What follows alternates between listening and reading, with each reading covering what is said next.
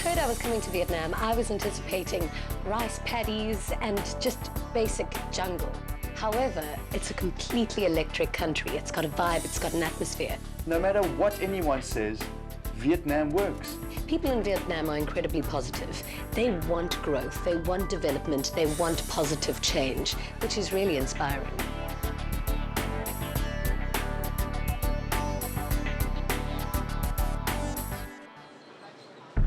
We left Mui Ne early in the morning and drove in the direction of Nha Trang. And we got to the Chum temples at about 5 o'clock, dusk, sun was going down, and we really didn't get to enjoy it at the middle of the day when the sun was up and it was shining up this beautiful temple structure. The structure is so beautiful. When was it built? This temple actually, Ga temple was built between the 8th and the 13th century. Yeah? Built, rebuilt, renovated. It really looks like one of the temples in Angkor Wat, Cambodia. Why did they build it?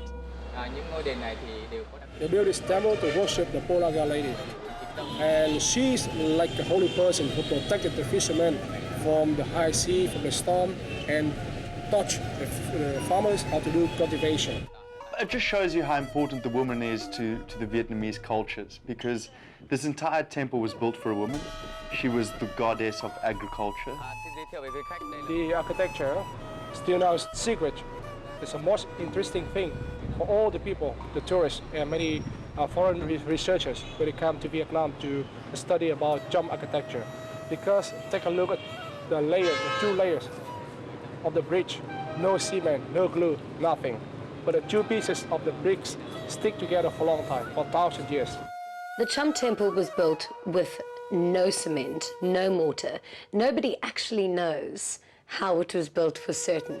And whenever we see buildings or constructions like that, I find them completely fascinating.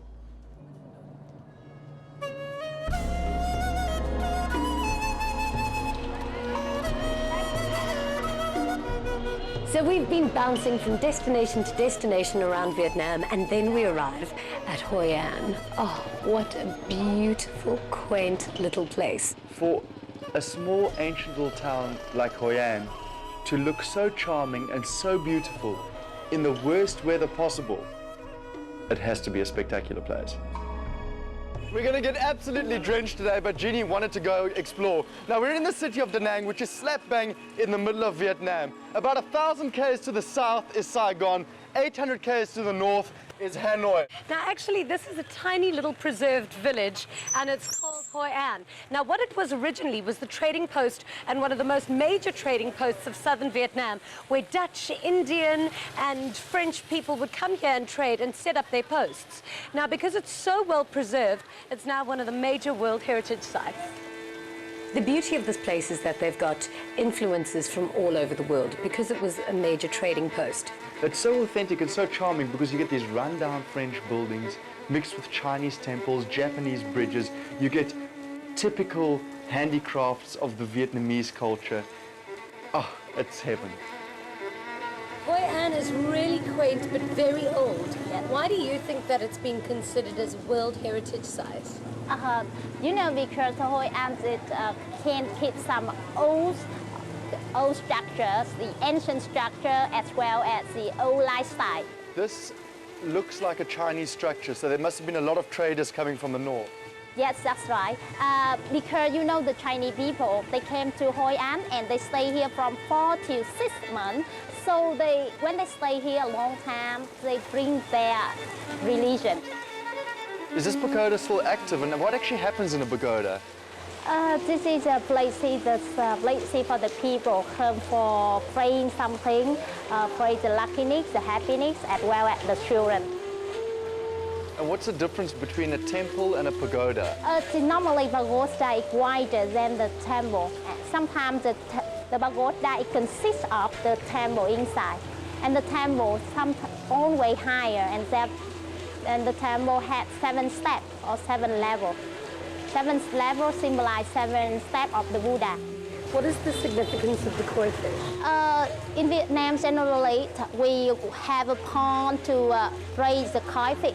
It's to encourage the people overcome the difficulty because according to the legend, they said that the koi fish, if they can jump from the river to the ocean, they can change the color, and it means they can become the dragon in the future.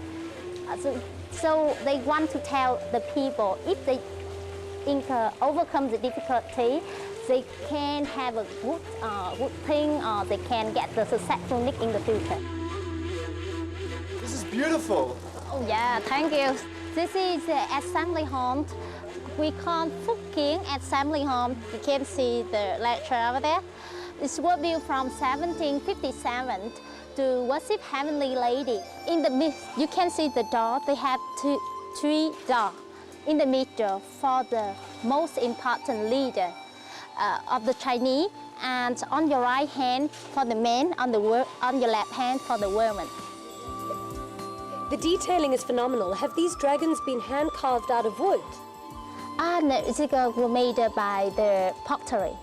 The dragon it symbolizes the nice weather, because according to Chinese legend, the dragon makes the rain from the moon.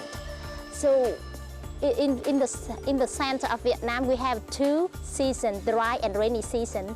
In the dry season, we don't have enough water for the rice paddies, the rice fields. So we worship the dragon and pray have good water, have enough water during the dry season. Should we go in? Yeah.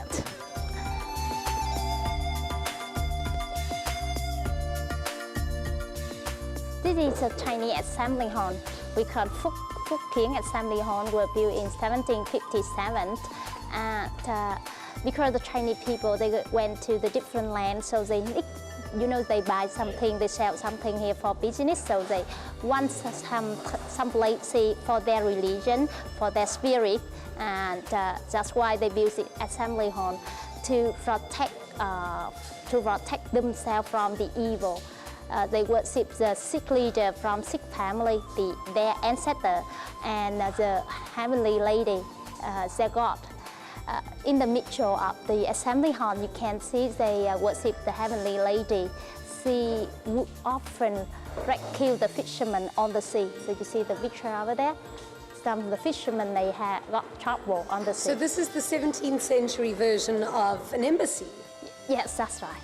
You're right.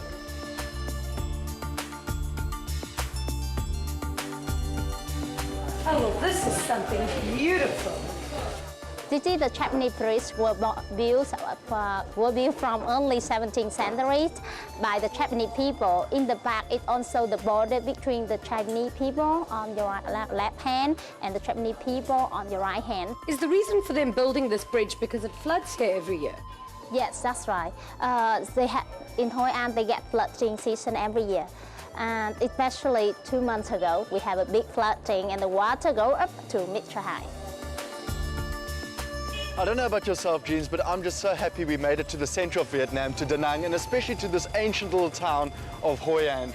I really think the reason why Hoi An is so blissfully romantic is because it stood the test of time. Through centuries, it's been preserved, and it still looks the way it did hundreds of years ago today. So in our opinion, visit Hoi An. It's definitely a top travel destination.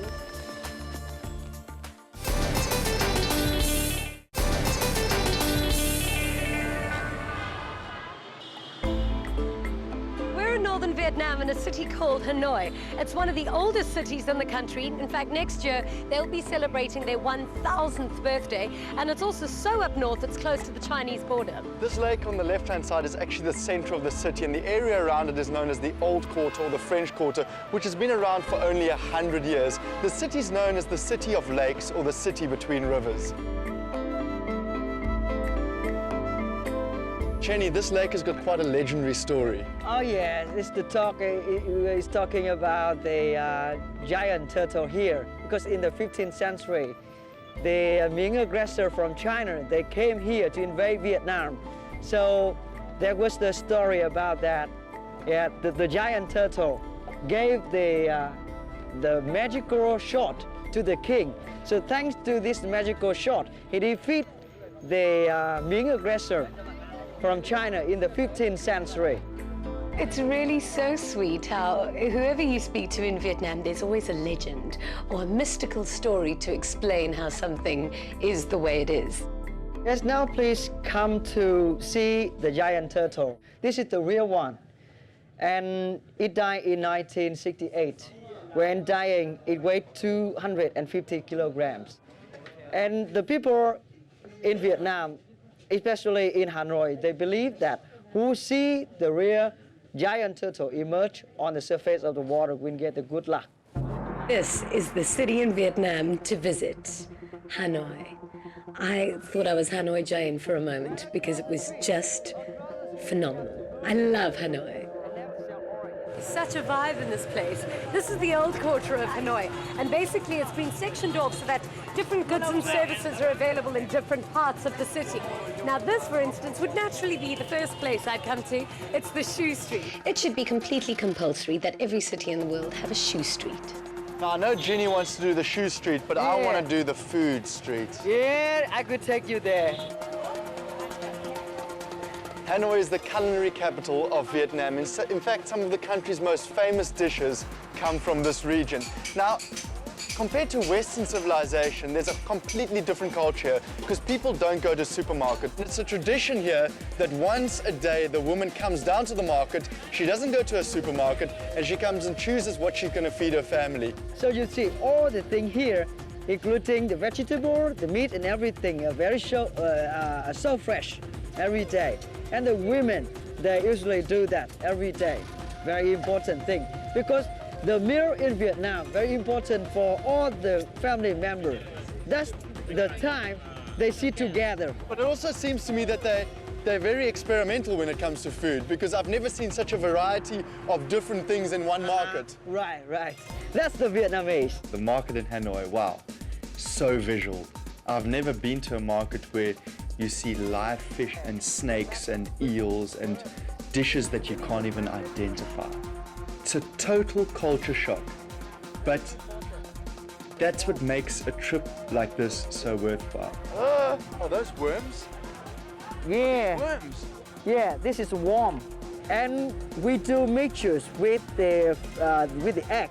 With the chicken egg, fried chicken with this one. I know Vietnam is very experimental with their food and all, but I'm not ready to have egg with worms. So I want to eat something that is typically Vietnamese, but not too strange for my Western appetite. Okay, we will do that. What would that be? Give me an idea. Yeah, we will enjoy some specialty here. Yeah, like pho. Pho? Yeah, like pho. But pho is this traditional dish that they have for breakfast. Again, noodles with soup and chicken in the morning. Not really my thing. But a simple dish, 100% healthy and nutritious, and so damn good. Oh, nice. Very good. Huh? Hello. I never thought I would say this in my entire life, but I'm shopped out. My girl, I've got the biggest surprise in the world for you, but I just want to finish my lunch and then we'll get to that. The last time I came to Hanoi, which is about 10 years ago, I promised myself, I went into a snake bar and I said the next time I come to this place, I'm going to be brave enough and man enough and old enough to drink snake blood. So what are we doing here? You've brought me to like the back streets of Hanoi. Jeannie had no idea, and I was going to keep that a secret till the last minute, because if I told Jeannie she's going to be eating a snake, I can tell you right now, there is no way that she will ever follow me. There's this special tradition that they basically only practice in Vietnam, and it's really something I believe we should try. So follow me. Okay. Oh, no.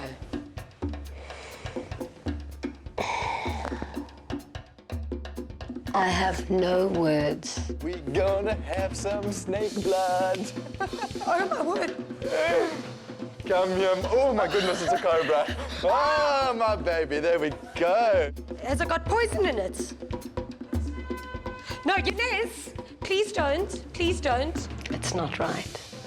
I didn't like it one bit. I honestly, if I could have teleported myself out of there, I would have done it in a heartbeat. What they're gonna do is they're gonna end the snake's life, and then there's different choices. We can eat the snake, we can eat its heart, or we can drink its blood. This is tradition. It's a tradition in Hanoi to drink the snake blood for various reasons, for medicinal reasons, for healing, for your brain, for your lungs. And I just wanted to be part of that. I'm not a fan of snakes. However, when I saw them all moving together, it looked like a movie, a nightmare almost. When you come to a place as unique and as special and as far out as Hanoi, you have to put yourself out there and you have to experience what it's all about.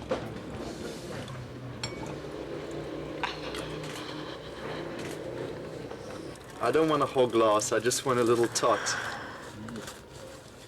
Yeah, that's more than enough. That's too much. I just wanted a little tot, that's all. I didn't know it was a whole glass. I don't know if I can do this anymore. Oh, oof. Yeah, there's your shot with the heart in it. Tradition or no tradition, that is one of the most gruesome experiences I've ever had. It's given me second thoughts about having the snake blood. I just hope that that glass of snake blood gets shared equally between the two of us. Are we in? No. Are you serious? You're just leaving me in the lurch? That's it. I really, really can't do it. I've never seen anything like this in my entire life. This is... I thought nothing could shock me. I'm shocked, I'm speechless. I had second thoughts when they put that snake heart in front of me because it's so visual. Why am I the only one with a heart? The heart, to have the heart in your glass is actually an honor. It means you've been chosen as the honorable male and the alpha male. It was almost like we were putting a shot of vodka or tequila down. It's that feeling of the calm before the storm. I just completely zoned out. I didn't hear voices, I didn't see the camera. I just focused on what was needed to be done. Jump. Jump, jump. Come by. I went to Hanoi. I drank the heart of a king cobra and I finished it off with a shot of its blood. In retrospect, I can think that was probably the craziest thing I've ever done. I was having a huge moral dilemma about this, but what I considered is that Janez and I are travelers. What we do is discover other rituals, other traditions and cultures across the world. It was something that we just felt that these people were honored to have us there and they wanted us to share in their tradition.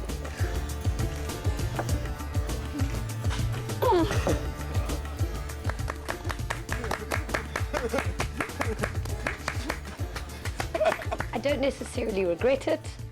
I could have lived without doing it.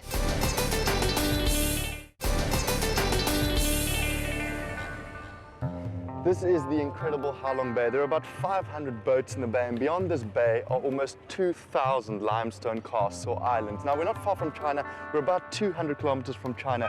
It's rated one of 33 most beautiful bays in the world and also twice been rated one of the natural wonders of the world. And between the islands are a lot of grottoes and caves that are most definitely worth taking time to explore.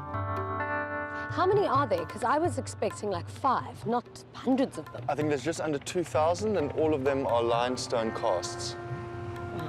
Do you know the story, by the way? No. So Halong Bay means descending dragon. And apparently there was a war thousands of years ago against the Chinese. The Vietnamese were attacked. And a dragon came down and it basically blew out pearls or jewels out of its mouth and formed a natural barrier of these beautiful green emerald islands that stopped the enemy from coming in. If you go to Vietnam, you have to go to Halong Bay. It's the most popular tourist destination in the whole of Vietnam. It's the postcard that you see, but you don't know where it is. Definitely worth the wait because we were met with the most spectacular sight. I was anticipating seeing 2 or 3 of these mountains in the scene. However, there was just thousands of them before me. I guess beauty really does take time because Halong Bay took 500 million years to create. It is truly, truly spectacular. The limestone casts or islands in Halong Bay have been formed over 500 million years, and the cave structures were formed by water seeping and eating away at the limestone. The reason there's so many people here is because Halong Bay is one of the biggest tourist attractions in the whole of Vietnam. About 4 million people a year come to this cave structure. Now, this particular cave was discovered by a French sailor who was seeking protection from the heavy rains outside. Imagine stumbling upon this. It really is quite strange that this magnificent cave structure that was formed by the drainage of water over millions of years was only really discovered in 1984 by the Vietnamese people. It makes you wonder why people didn't want to investigate what lay between these massive structures years before then.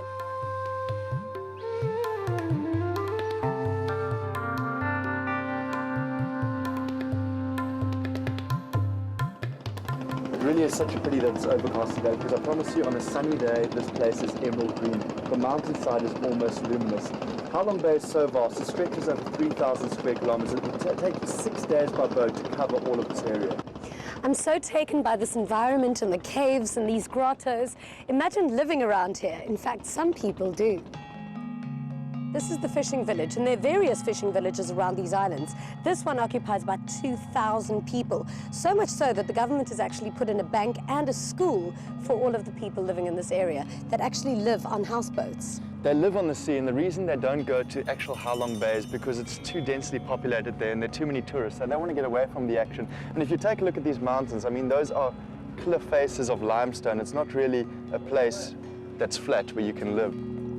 Traditional Vietnamese boats, about 500 of them in Halong Bay, and the perfect way to experience one of the most picturesque places in the world. This looks so special. Thank you. Madame? Oh, now this is the life. What I can tell you is that Vietnam has been such a sensational experience. Oh, wow, thank you. Is it meat? Yeah, heavy meat, no seafood.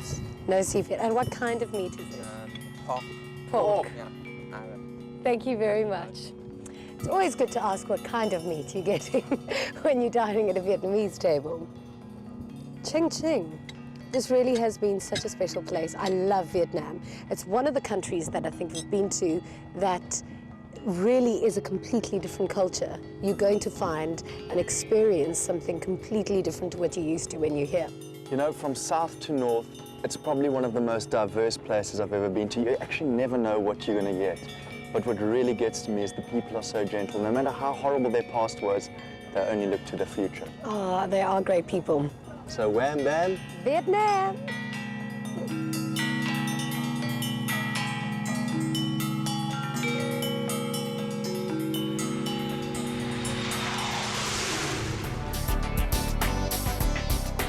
Vietnam, all in all, is one of the must-see places in this world.